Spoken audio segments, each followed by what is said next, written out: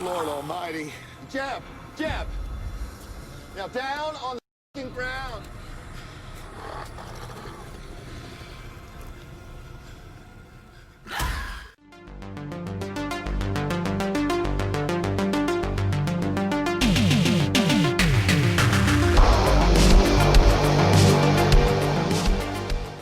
We are talking Starlight. This one is directed by Mitchell Alteri and Lee Cummings and stars upcoming screen queen Scout Taylor-Compton, who I would say is probably best known as playing Laurie Strode in the Rob Zombie Halloween film. So this is a film reminiscent of the slasher movies from the 90s. It has a real retro 90s feel and aesthetic to it. Essentially, we have a group of young adult teens who seem to be cast, you know, they're meant to be teens, but they're clearly older than they are obviously meant to be acting here, but nonetheless, very what you would have in the 90s, that sort of thing.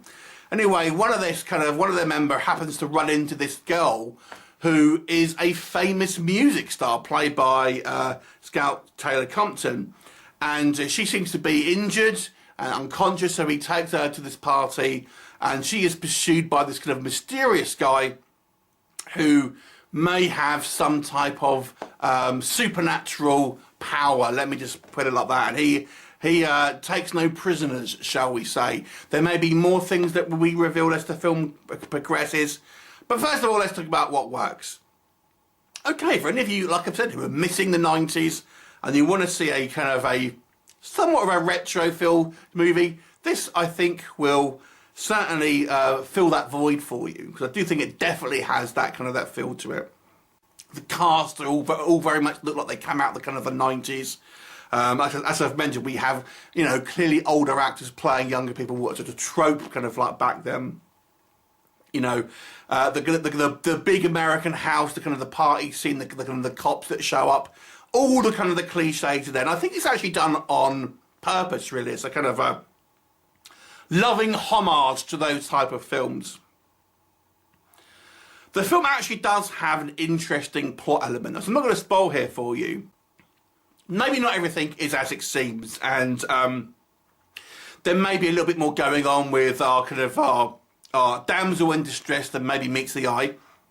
I also really liked our villain.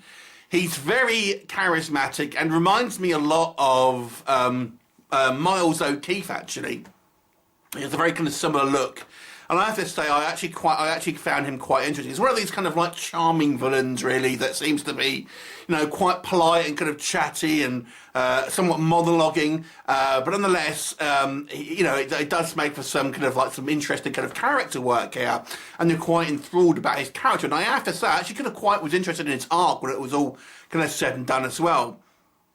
The effects are kind of there's a fair amount of CGI enhanced effects here. So we're not talking full-on CGI monsters, but maybe things here that are plussed with CGI. Now it does look like CGI, but because it's not a full-on CGI creation, there is that degree of things kind of still being there.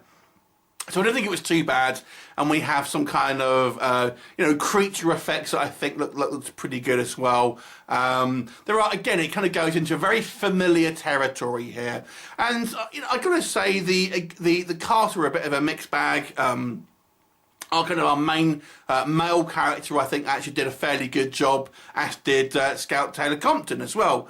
Now, what doesn't work, I do feel some of the other acting here is a little kind of on the cheesy side, particularly some of the kind of the smaller roles here. There's a couple of instances where we see an exchange with a shop owner, for example.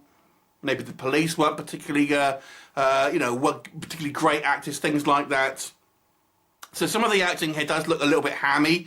And again, maybe it's kind of by design to a certain degree, because it does kind of go into those tropes, but by doing so, it does feel like you've seen a lot of this kind of stuff before. You'll feel like you are seeing a film that you have seen, or of a variant of many times before, even with its attempt here to change up the status quo at some point. Nonetheless, it still feels somewhat kind of familiar. And it really does kind of like reach into some of these tropes. For example, we have scenes where, you know, so some of our protagonists escape the house and then they can't run away, they end up straight back at the house. And how many times have we kind of seen that trope done? It seems to be one of the most common tropes of you know, supernatural movies here. It's relatively light on the gore as well. There are a couple of kills and there is, you know, you see some blood. That's really all that you'll kind of see. It's not a particularly kind of gruesome movie. It's obviously maybe going for more of a kind of a teen audience, which I think obviously was the whole dynamic in the 90s there. Overall, I think it's a watchable film.